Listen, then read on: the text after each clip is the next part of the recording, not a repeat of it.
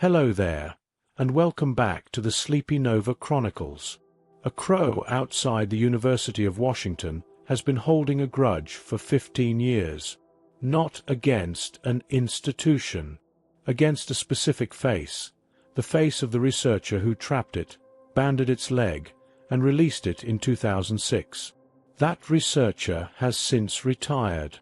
But the crow still dives at anyone wearing his face, the rubber caveman mask used in the original trapping study, attacking with a specific, purposeful, this is personal ferocity of an animal that has not forgotten and has no intention of forgetting and has, furthermore, taught its children to attack the same face, and its children's children, across a lineage of inherited grudge that now spans a generation and a half of crows who never personally experienced the original offense. The crow did not forgive. The crow did not forget. The crow remembered, and then did something with the memory that most animals cannot do. It told someone, "Tonight we are going to meet the crow." Not the symbol, not the omen perched on the cemetery gate of 1,000 Gothic stories. The animal, the specific, black-feathered, bright-eyed, 450-gram, brain-to-body ratio animal that is, by almost every cognitive measure available to science, one of the most intelligent organisms on this planet. Settle in. The crow has been watching you. Let's begin. The crow brain weighs approximately 10 grams. 10 grams. The weight of 2 nickels. The weight of a small strawberry. Sitting inside a skull the size of a walnut, behind eyes that are proportionally enormous for the bird's body size. Eyes that take up so much of the crow's skull that there is almost no room between the 2 eye sockets for the nasal cavity that most birds maintain. Eyes that give the crow approximately 340 degrees of visual field. Eyes that can see in 4 color channels where your eyes see in 3. Eyes that detect ultraviolet light and that process visual information at a rate that makes the crow's perception of fast-moving objects, a thrown stone, a swooping hawk, a human hand reaching for a trap, approximately twice as detailed as your own. 10 grams. Running one of the most sophisticated cognitive architectures that the 400 million years of vertebrate brain evolution has ever produced. Not because the crow's brain is large in absolute terms. It is not. The crow's brain is dwarfed by the brains of the large mammals, the elephants and the great apes, and the cetaceans whose absolute brain sizes produce the cognitive capacities that most researchers expected to find at the top of the animal intelligence hierarchy. The crow's brain is remarkable not for its size but for its specific organization, the specific, dense, neuron-packed, functionally reorganized architecture of a brain that evolution has compressed and restructured to fit inside the skull of a 450-gram bird, while retaining the cognitive capabilities that the mammalian tradition associates with brains 10 to 20 times its size. The crow's forebrain contains approximately 1.5 billion neurons. Densely packed. More densely than the equivalent region of the mammalian brain. The mammalian cortex, the 6-layered, folded, surface area maximizing structure of the neocortex that neuroscientists have traditionally associated with the highest cognitive functions, is absent in the crow. Birds do not have a neocortex. They never developed it. The corvid brain arrived at its cognitive capability through a completely different evolutionary path, through the specific, avian, pallium-based neural architecture that produces, in the crow, essentially the same cognitive outputs as the mammalian neocortex, but through a completely different structural solution. Convergent evolution. At the level of the neuron. The same cognitive trick discovered independently by the mammalian lineage and the avian lineage, separated by approximately 300 million years of evolutionary divergence, using completely different neural architectures to produce remarkably similar results. The result, in the crow, is this. A 10-gram brain that can recognize your face. Not your species. Not the general outline of a primate with forward-facing eyes and a flattened face. Your face. The specific, individual, this is your nut, the person standing next to your face that your mother recognized at birth, and that your closest friends could identify in poor light at 50 meters, and that your doctor uses to assess your mood before you have said a word. The crow recognizes it. and the crow remembers what you did while wearing it. Detectives looking at the face recognition capacity of American crows using a study design of specific elegance and scientific precision at the University of Washington captured wild crows, banded them for individual identification, and released them, all while wearing a specific rubber mask, the caveman mask that has since become one of the most referenced props in animal cognition research. The researchers then walked around the campus wearing either the caveman mask or other masks. Dick Cheney, a man in a neutral expression, and recorded the crows' responses to each face. The crows responded differently to each face. Specifically, crows that had been captured and banded dived at and scolded. The specific, loud, directed, alarm call and aerial attack combination that corvids use to mob a perceived threat. The researchers wearing the caveman mask, while ignoring or mildly attending to the researchers wearing the other masks. This is expected. What was not expected was what happened next. The researchers continued wearing the masks around campus for months. Crows that had never been captured, crows that had no direct experience of being trapped by the caveman face, began diving at and scolding the caveman mask. Not because they had been taught in any explicit, instruction-following sense. Because they had been watching. Because crows pay attention to the social responses of other crows to specific stimuli and update their own threat assessments accordingly. Because the specific, alarm call and mobbing response of an experienced crow to a specific face is information that a watching crow reads, encodes, and stores as, that face is dangerous. Social information transfer. In a wild corvid population. About a specific human face. The monster of crow face recognition is not the recognition itself, not the specific, neuron firing, visual cortex processing, identity extracting mechanism of seeing a face and matching it to a stored representation. The monster is the function, the specific, survival enhancing, socially distributed, transgenerational function of a face recognition system that operates not just in the individual crow that had the original experience, but across the entire social network of crows that observed the individual crow's response. The crow recognizes your face. The crow tells its friends. The crow's children inherit the information. 15 years later, crows that were not born when the original offense occurred are still diving at the caveman mask because the social transmission of the threat information has been maintained across generations with a specific, cultural, this is what we know about. That face reliability of a community that has decided something is worth remembering and has found the specific, behavioral, teach your offspring mechanism to ensure it is remembered. Your own face recognition system works through the same fundamental mechanism of visual pattern matching and social context integration. You recognize a face. You link it to a context, the specific emotional and situational information associated with your previous encounters with that face. You adjust your behavior accordingly. You do this automatically, below the level of conscious processing, in the specific region of your brain called the fusiform face area, the dedicated, face-processing neural architecture that is so specifically tuned to the recognition of faces that damage to it produces prosopagnosia, the specific, identity blindness condition in which the person loses the ability to recognize faces while retaining normal object recognition in every other category. Faces are special. Your brain has a dedicated circuit for them. The crow's brain has a dedicated circuit for them. Both circuits performing the same function. In brains separated by 300 million years of independent evolution. Now follow the grudge. Not as a metaphor for anger, but as a specific, neurologically grounded, behaviorally documented cognitive function.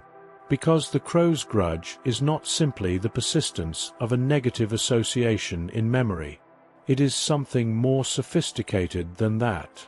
It is the maintenance of a specific threat model, a continuously updated, socially validated, behaviorally expressed representation of a specific individual as a specific class of danger, across a time period that far exceeds the duration of the crow's direct exposure to the original threat.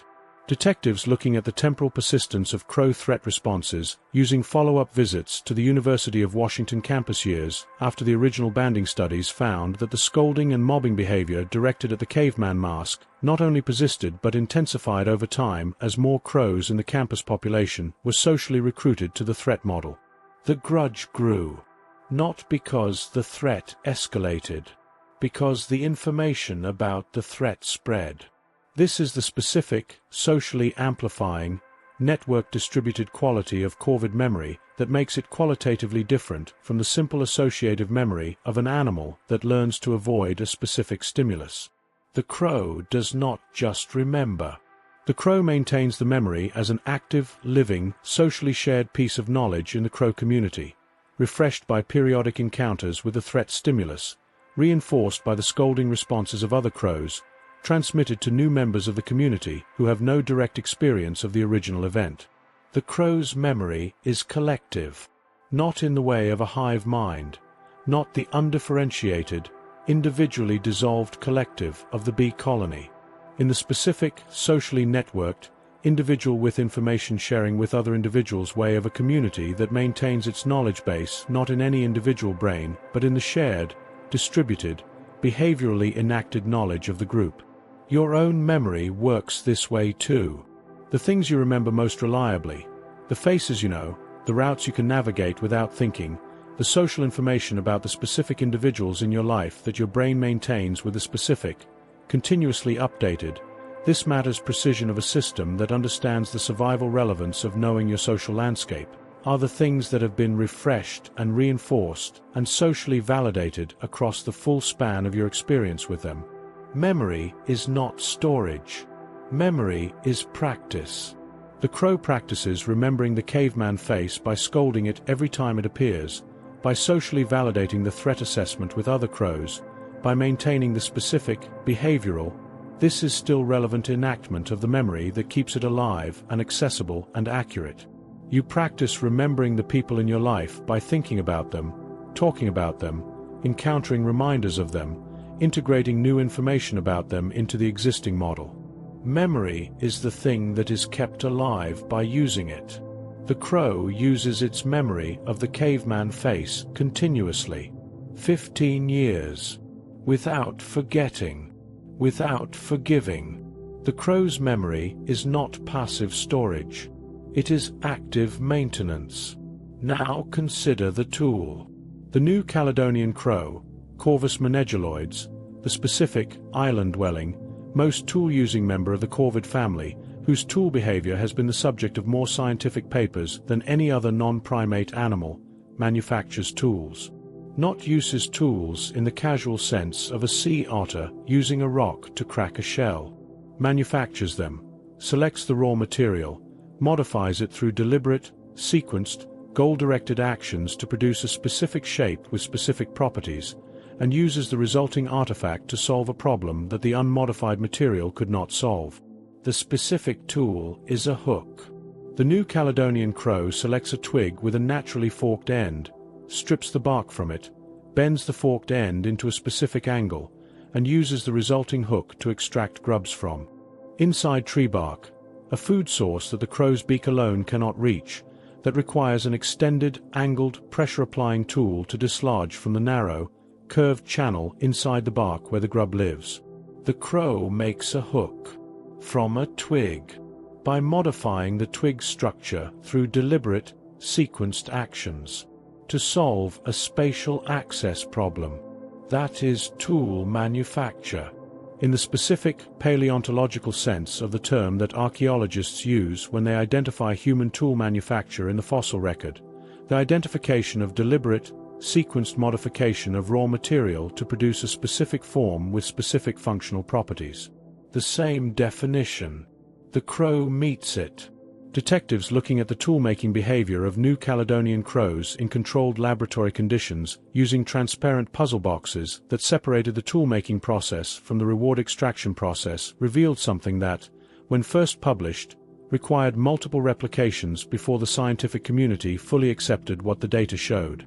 The crows were presented with a problem, a food reward visible through the transparent wall of a container, accessible only through a narrow opening that the crow's beak could not reach. Adjacent to the container were raw materials: twigs, pieces of wire, leaves with stiff central veins, none of which were immediately useful as tools in their unmodified state. The crows modified the materials. Specifically, crows presented with pieces of straight wire bent the wire into a hook shape by gripping one end with their beak and bending the other end against a fixed surface, and used the resulting hook to extract the food from the container. They had never been taught to bend wire. They had never seen bent wire used as a tool. They looked at the problem, looked at the available materials, and invented a solution. In a single session, without trial and error in the sense of random variation that occasionally produces the correct result. With a specific, goal-directed, I understand what shape and I understand how to produce that shape from this material directedness of a mind that represents the problem in abstract terms and works backward from the solution to the steps required to reach it. The crow reasoned. Your own reasoning, the specific, goal-directed, abstract, backward from solution cognitive process that your prefrontal cortex supports, and that your species has been using to solve increasingly complex problems for approximately 200,000 years, is the same cognitive process. In a different skull. In a 10-gram brain. Watching you. With bright eyes. From the wire above the bus stop. It has been watching you for longer than you know. And it has not forgotten a single thing it has seen. A crow will sometimes bring you a gift. Not metaphorically. Not as an anthropomorphic interpretation of a corvid behavior that happens to look like gift-giving to a primate observer, predisposed to see social behavior through a human lens. An actual gift. A specific, small, selected, deliberately carried and deliberately placed object left in the location where the crow has observed you leaving food for it. A button. A piece of green glass worn smooth by water. A small twist of wire shaped into a circle.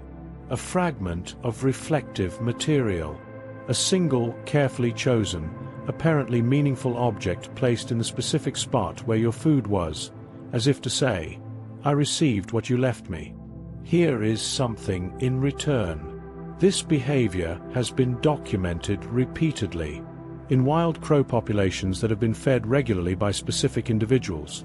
In the specific, person has been leaving peanuts on the fence, crow has been collecting peanuts from the fence relationship that develops when a person and a crow occupy the same territory long enough for the crow to form a specific individual.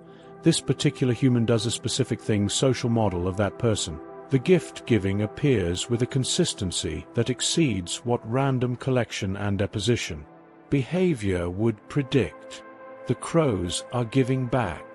Not in the economic sense of reciprocal exchange. Not with the specific, calculated, quid pro quo logic of a market transaction where the value of what is returned is calibrated against the value of what was received. In the specific, social, relationship maintaining, this is what you do from when you have an ongoing relationship with way of a species whose social intelligence is sophisticated enough to understand that relationships are maintained by exchange, by the specific, bidirectional, I give and you give quality of a social bond that persists and deepens through the regular, reciprocal expression of mutual regard. The crow understands that relationships require investment, and it invests, with buttons and glass and small bright things. The green glass for the peanut, the button for the bread, the wire circle for the consistent, reliable, always, the crow arrives human presence that the crow has incorporated into its social world as a specific, known, valued individual. You. Your own gift-giving, the specific, relationship-maintaining, I thought of you and wanted you to know quality of a gift brought from a trip or left on a colleague's desk or placed in a child's hand, is the same social mechanism. Not the same objects. Not the same evolutionary history. The same function. The reciprocal exchange that maintains the bond, that says, I know you exist. I think about you when you are not present. Here is evidence of that thinking. The crow thinks about you when you are not present. It has a representation of you, a specific, detailed, continuously updated model of who you are and what you do and what you have done for it, that it maintains actively even in your absence, that it refreshes when you appear, that it uses to predict your future behavior and adjust its own accordingly. This is the definition of a relationship. The crow has relationships. Now consider what happens when a crow dies. Not what happens to the crow, what happens to the other crows. Detectives looking at the social behavior of American crow populations in response to the death of group members using carefully designed field experiments that placed crow carcasses in known crow territories and monitored the responses of the territory's living residents revealed something that the researchers initially struggled to categorize within the existing frameworks of animal behavior. The crows gathered. Not immediately. Not in the chaotic, predator-detecting, alarm call-sounding way of a bird flock responding to a sudden threat. Gradually. Quietly. Individual crows from the surrounding territory arrived at the location of the dead crow in ones and twos over the course of minutes, perching in the trees above the carcass, watching, occasionally descending to examine the body, calling in the specific, low, not alarm, not feeding call that corvid researchers describe as the crow's quietest and least well-understood vocalization. They stayed, sometimes for 30 minutes, sometimes longer. A gathering of crows around the body of a dead crow, quiet, attentive, not feeding, not fleeing, not doing anything that fits neatly into any of the established categories of corvid behavior. The researchers called it a crow funeral, not because they were certain the crows were experiencing anything equivalent to human grief. The question of whether corvid behavior around the dead involves subjective emotional experience remains, like most questions about animal subjectivity, genuinely open. But because the behavior fit the specific, social, community gathering, death-attending pattern of what a funeral is in its most basic functional description, a gathering of social group members around the body of a dead group member, involving a period of quiet attention and apparent recognition of the specific individual who has died. The crows attend funerals, and they learn from them. The same researchers who documented the gathering behavior found that crows attending the funeral of a crow that had been killed in a specific location subsequently avoided that location, that the gathering served not only as a social response to the death of a group member, but as an information-gathering opportunity, a way of learning from the death what the location or the circumstances of the death could tell them about their own safety. The funeral is intelligence gathering and grief simultaneously, both things at once, not in contradiction. In the specific, corvid, everything is information and everything is felt way of an animal whose social and cognitive capacities are not separated into the distinct, compartmentalized, this is feeling and this is thinking categories that the human tradition has sometimes imposed on the distinction between emotion and cognition. The crow feels and thinks at the same time, as you do. The crow's social world extends beyond the gathering at death into the specific, day-to-day, relationship-maintaining, socially complex texture of corvid community life that the research of the last 2 decades has made visible in extraordinary detail. Crows play. This is documented, repeatedly, consistently, across multiple species of corvid in multiple geographic contexts by multiple research groups using the specific, systematic, behavioral, this is what play looks like in any species criteria that ethologists use to distinguish play from other behaviors. The specific, self-rewarding, not directed at any immediate practical outcome, often involving exaggerated or modified versions of functional behavior's quality of play that is recognized across the full range of vertebrate species that exhibit it.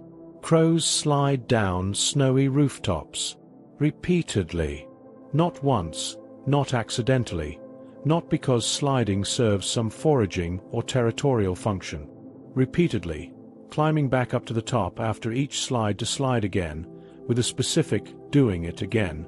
This is fun motor signature of an animal in a play state. Crows swing from branches. Crows drop objects from height and catch them before they hit the ground. Crows steal shiny objects from each other, not to use them, but apparently for the social dynamic the theft creates. Crows play pranks. The raven, the crow's larger cousin, technically a corvid, has been documented in the wild approaching sleeping or resting animals and pulling their tails. Not for food. Not for any purpose that any researcher has been able to connect to resource acquisition or territory defense. Simply pulling the tail of a sleeping dog and then hopping back to observe the reaction with a specific, watchful, "what happens if I do this?" quality of an animal that finds social provocation intrinsically interesting. The raven is playing a prank with a sleeping dog for entertainment. Detectives looking at the neural basis of corvid play behavior found activity in the specific brain regions associated with reward processing, the dopaminergic circuits that produce the experience of pleasure in mammals, during corvid play, suggesting that the crow's play, like yours, is driven by the specific neurochemical, this feels good motivation of a reward system activated by the behavior itself, rather than by any external resource the behavior produces. The crow plays because playing feels good. As you play because playing feels good. Both of you running the same reward chemistry. In brains that look completely different from the outside and work essentially the same way from the inside. Now consider the crow's voice. Not the core, the specific, generic. This is a crow sound core that your brain categorizes automatically and dismisses as background.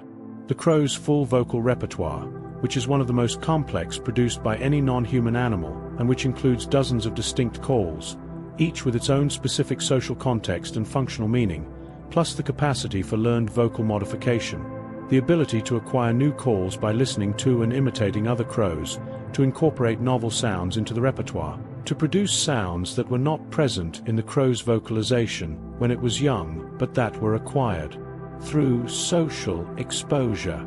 The crow can learn new words. Not human words in the full linguistic sense. Not words with a specific, arbitrary, conventionally agreed upon meaning structure of human language. But calls. Specific vocalizations associated with specific contexts and specific communicative functions that the crow did not produce before it heard them produced by another crow. And individual crows have specific calls, specific vocalizations that function within the crow's social group as identifiers, calls that are recognizably individual, that allow other crows in the group to identify the caller from the call alone, to know who is speaking before they can see who is there.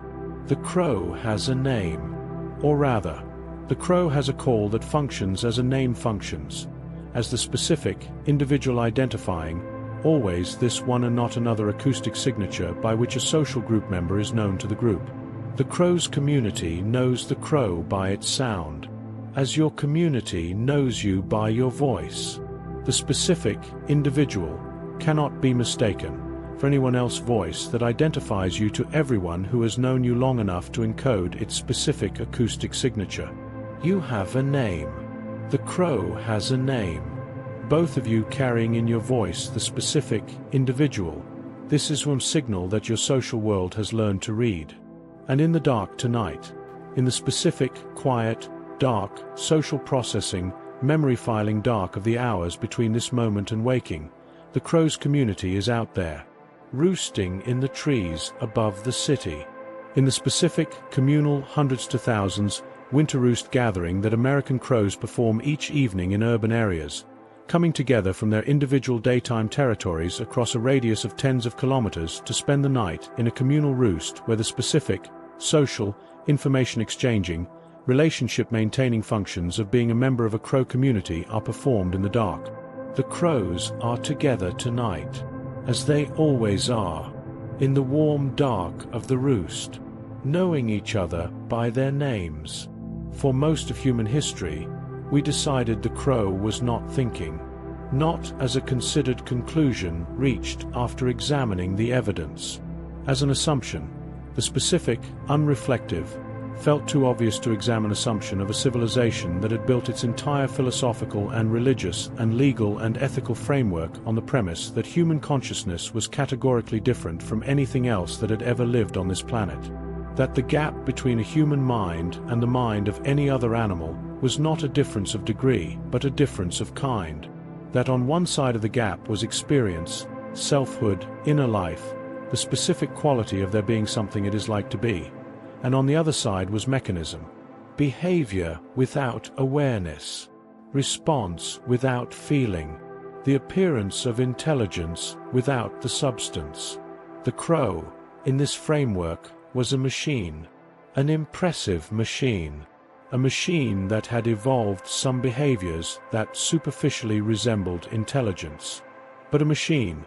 The crow did not think about itself, did not plan for a future it had not yet experienced, did not feel the loss of a dead companion as anything other than a stimulus that had ceased to produce the expected response, did not hold a grudge because it could not hold anything in the relevant sense. It just responded to stimuli, automatically. This assumption was not seriously challenged until the latter half of the 20th century, until the specific, experimental, let us actually test, this research tradition of cognitive ethology began producing results that the assumption could not accommodate. Not results that were ambiguous or controversial or methodologically questionable. Results that were systematic, reproducible, controlled, and that showed, repeatedly, the same thing. The crow was not a machine. The mirror test.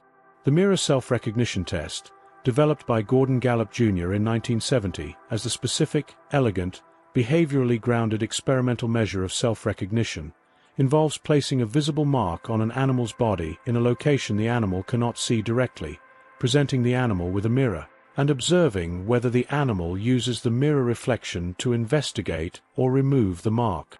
An animal that uses the mirror to find and examine the mark is demonstrating that it understands the reflection as a representation of itself, that it has a self-model rich enough and accurate enough to notice the discrepancy between the expected self and the marked self, and to direct its behavior at its own body in response. Before the COVID studies, the short list of animals that passed the mirror test was short enough to support the assumption. Chimpanzees passed. Bonobos passed. Orangutans passed. Eventually. Gorillas mostly did not, which complicated the picture for great apes specifically. Dolphins passed. Elephants passed.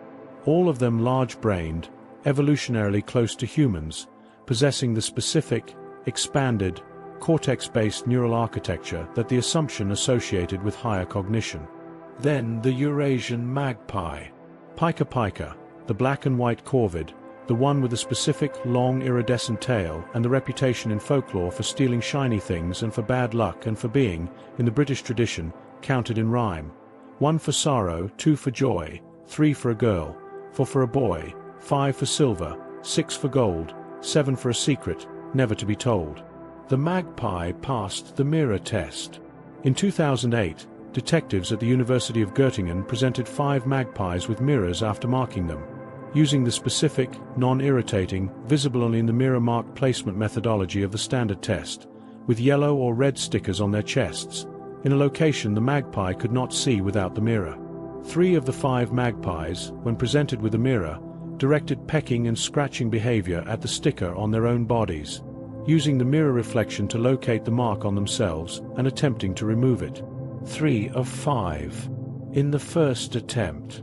In a bird with a brain smaller than the magpie's egg.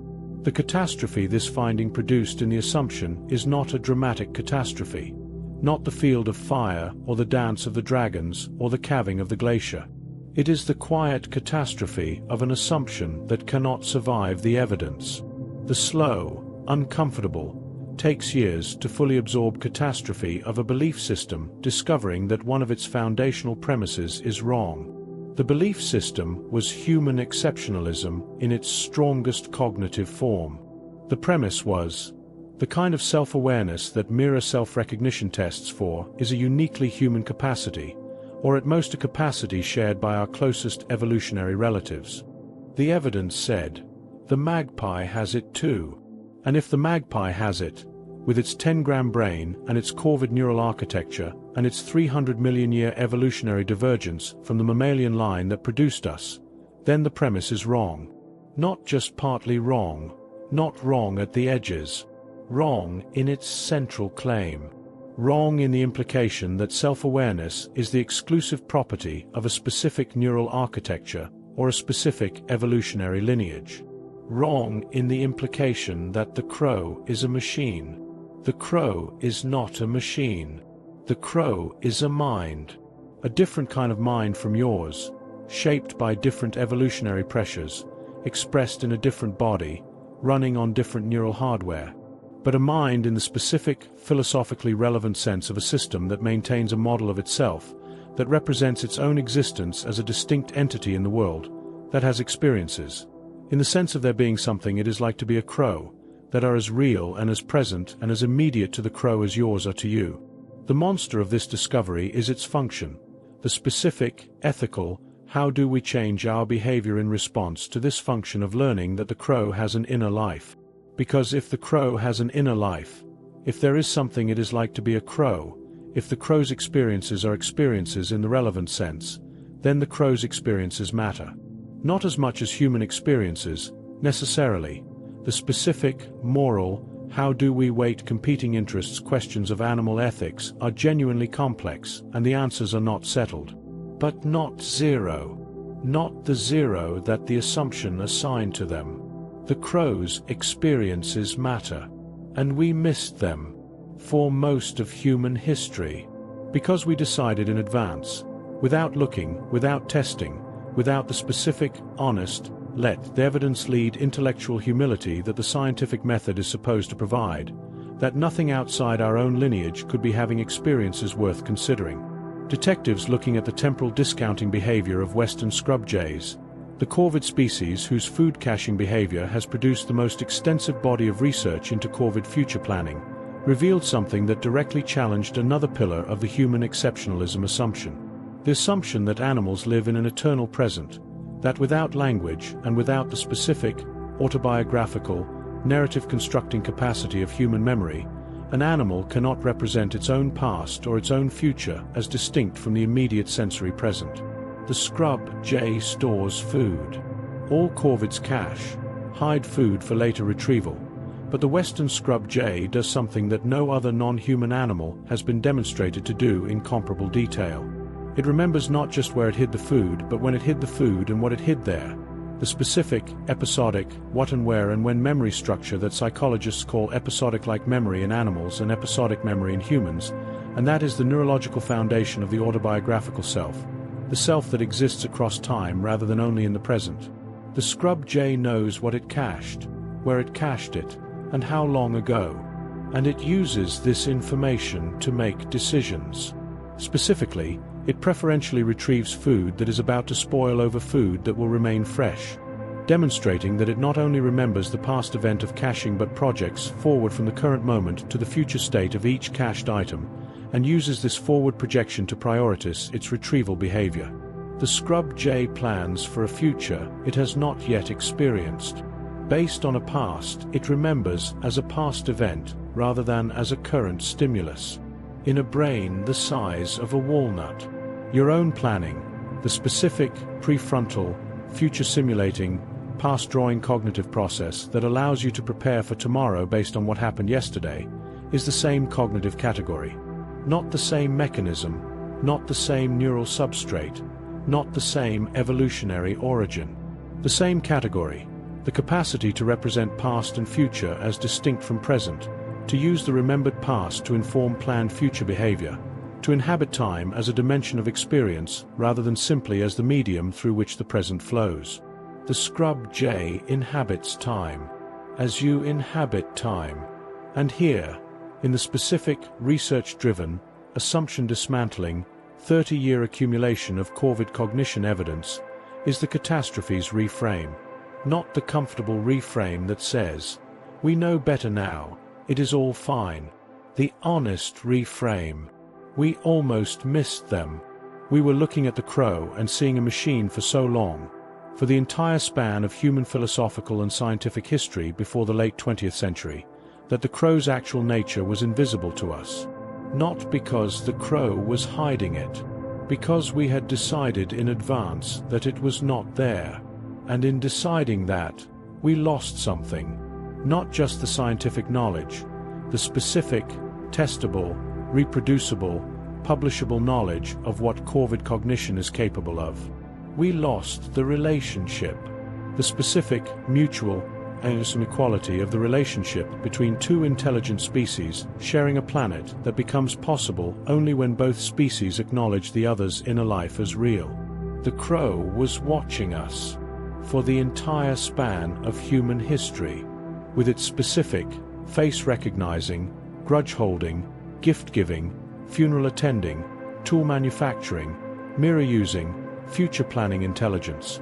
And we looked back at it and saw a machine. The crow was not offended. The crow remembered. And when the researchers finally arrived with their masks and their mirrors and their puzzle boxes and their controlled experimental designs, the crow was ready. It had always been ready.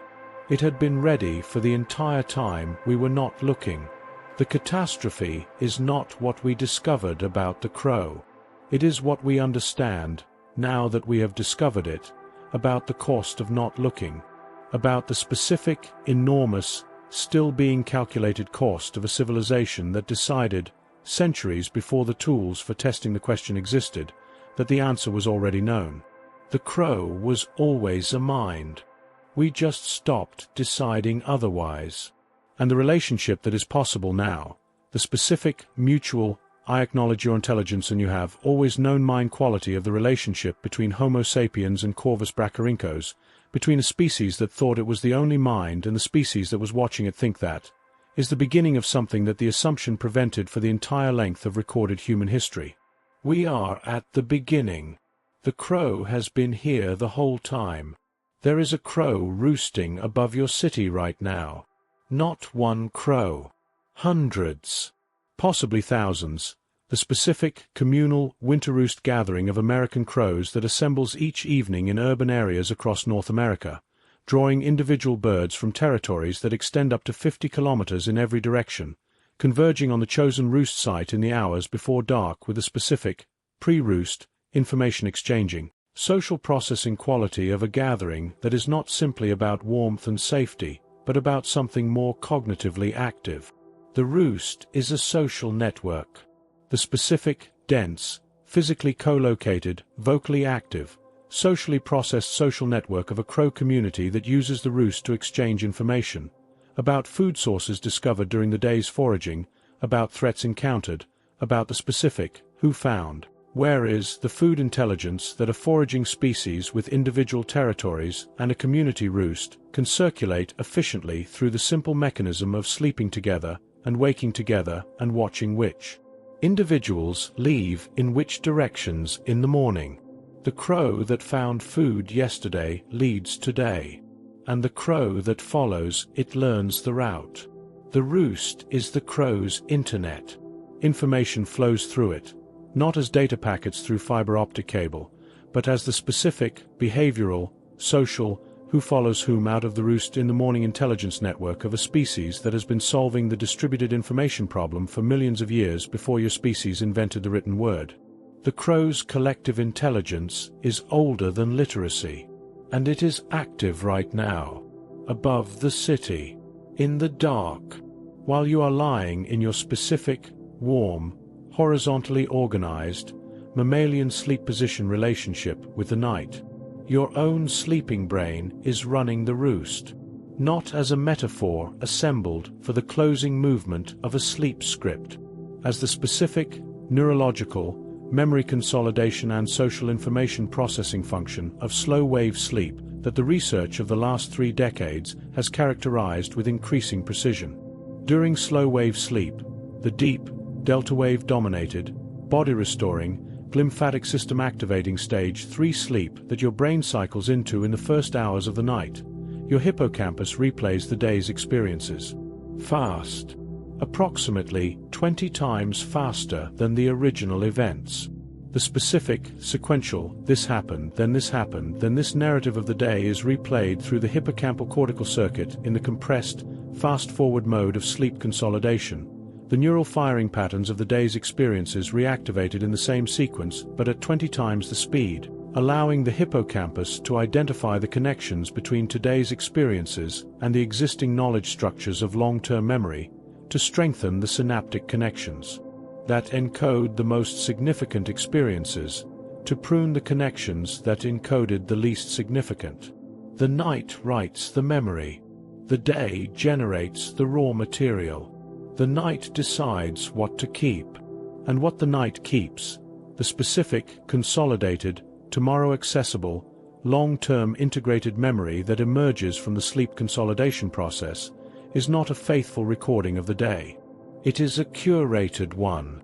The hippocampus does not keep everything.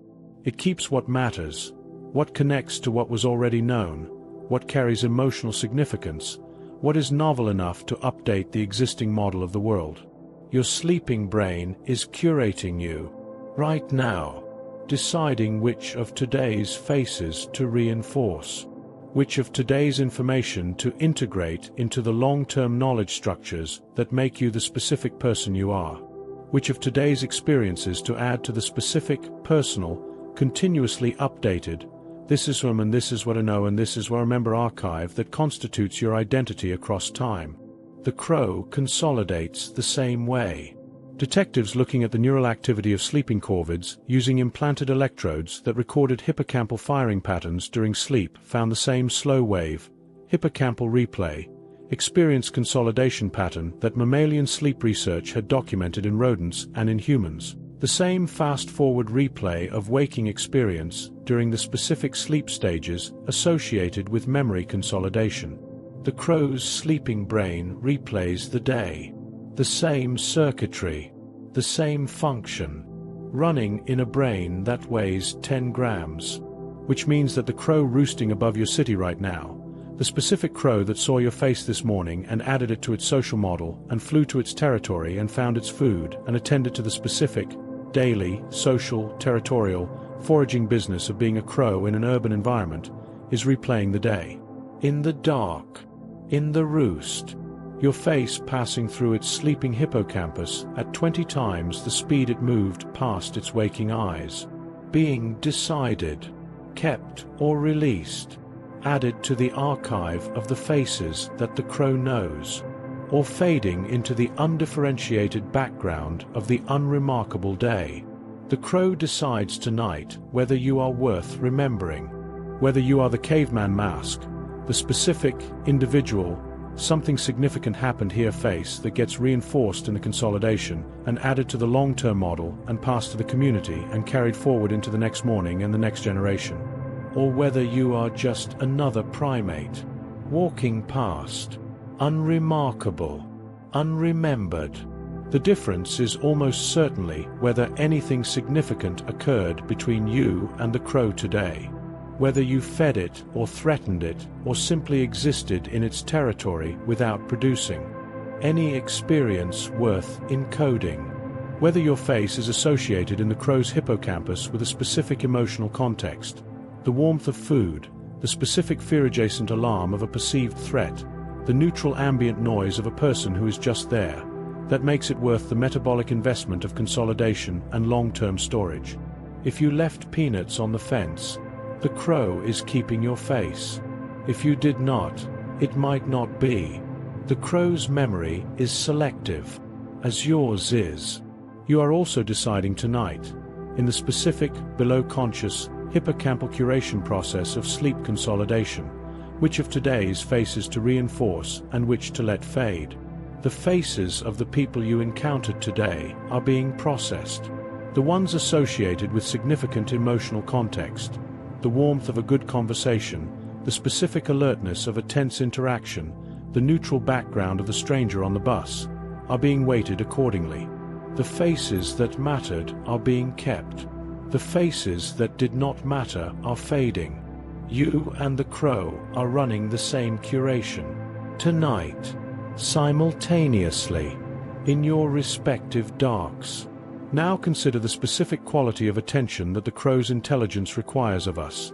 Not the attention of pity, which the crow does not need, or the attention of scientific amazement, which the crow is indifferent to. The attention of recognition. The specific, mutual, I see you seeing me quality of recognition between two intelligent species that have been sharing the same urban environment for the entire span of recorded human history, and that have, for most of that span, been in a fundamentally asymmetric relationship. The crow saw us. We did not see the crow. Not fully. Not in the way of seeing that acknowledges what is being seen, that says, I understand that you are having experiences, that your inner life is real, that your memory and your intelligence and your relationships and your grief and your play constitute a form of life that matters in the specific, ethically relevant sense of a life that is being lived by someone. The crow has been there the whole time, on the wire above the bus stop, at the edge of the parking lot, on the fence post at the edge of the field, watching, with its bright, specific, individually seeing eyes, remembering everything. If this quiet hour of crow intelligence, of the grudge held 15 years, the gift left on the fence, the funeral attended in the trees, the mirror examined with deliberate curiosity, the scrub jay planning its future in a walnut-sized brain, has been useful to you tonight, has helped the day's information settle into the specific, hippocampal, what matters is being decided quiet of the night's consolidation, then I would gently invite you to subscribe, or to leave a thought below about which part of this stayed with you longest. Whether it was the caveman mask scolded across a generation and a half of crows, or the gift of green glass left where the peanuts were, or the magpie scratching at its own chest in the mirror, or the scrub jay deciding which food to retrieve based on when it hid it, or simply the knowledge that the crow's sleeping brain and your sleeping brain are running the same memory consolidation, right now, in the same dark, each deciding which faces are worth keeping. It helps other people find their way here, other minds in their respective darks, also being curated, also deciding what matters. One black feather at a time. And if sleep is still arriving slowly, if the hippocampus is still in the early stages of its nightly filing, there is another dark intelligence waiting. Another mind that watches from a place you do not usually look, that remembers more than you gave it credit for, that has been having experiences in the full and relevant sense for longer than your lineage has been having the specific kind of experiences it calls thinking. Told at this same quiet pace, in this same close voice. It will be there when you need it. But for now, feel the weight of your body where it meets the surface beneath you. The crow has landed. The specific, full weight, wings folded, perch gripping, done for the night landing of a bird that has been flying all day and has returned to the roost and is settling into the specific, communal, warm body clothes, dark and quiet quality of the corvid night. You have landed too. Allow your shoulders to soften now. The way the crow's feathers soften when it tucks its head under its wing, not collapsing, not losing the specific, aware, always monitoring quality of a mind that never fully stops attending. Just reducing. Letting the wing cover the head. Letting the dark be dark. Allow your jaw to unclench. Allow your hands to open. Allow the faces of the day, all of them passing through the hippocampus now at 20 times their waking speed, to be decided, not by you, not consciously, by the system that knows better than you do which ones are worth keeping. The crow decided you were worth remembering. A long time ago. It has been keeping your face ever since. In the dark above the city. In the roost. With all the other things it has decided matter. A crow outside the University of Washington has been holding a grudge for 15 years. Tonight it is sleeping. The grudge is still there.